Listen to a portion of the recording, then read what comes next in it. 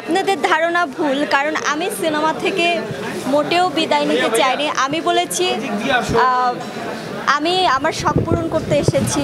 আমি বললাম যে বাংলাদেশে একজন ভালো অভিনেত্রী হিসেবে নিজেকে দেখতে চাই। যেদিন আমার স্বপ্নটা পূরণ হবে সেদিন আমি সিনেমা ইন্ডাস্ট্রি ছেড়ে চলে যাব। আমি লং টাইমের জন্য আসলে ইন্ডাস্ট্রিতে আসিনি। দিন শেষে ঘর সংসার করতে হবে, ধর্মকর্ম করতে হবে। যখন ঘর সংসার করব, ধর্মকর্ম করব, তখন কিন্তু সব কিছু ছেড়ে দিব।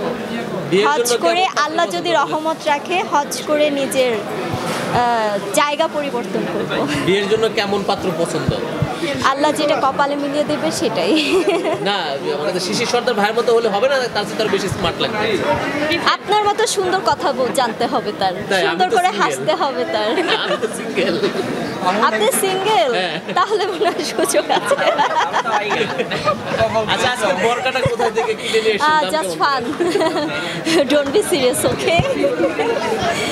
আজকে বরকাটা গেটআপটা পরে আসছেন পুরো সাদা, কেমন লাগতেছে? মানে অন্যরকম আসলে আমার পছন্দের কালার কিন্তু হোয়াইট, পিঙ্ক, কিছুটা ব্ল্যাক, যাই হোক।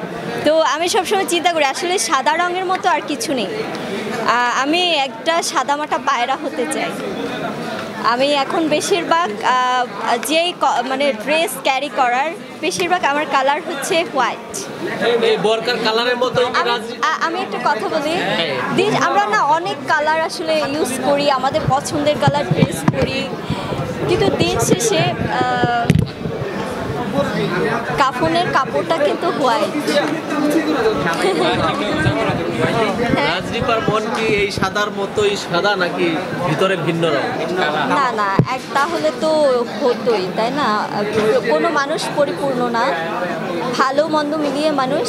আমার মাঝে ভালো আছে, মন্দ আছে, তবে দিন শেষে এটা দেখতে হবে কতটুকু মন্দ আছে, কতটুকু ভালো আছে। এটা আসলে বাহিরের মানুষ বলবে, এটা আমি কখনোই বলতে পারবো না। আর কোনো প্রশ্ন?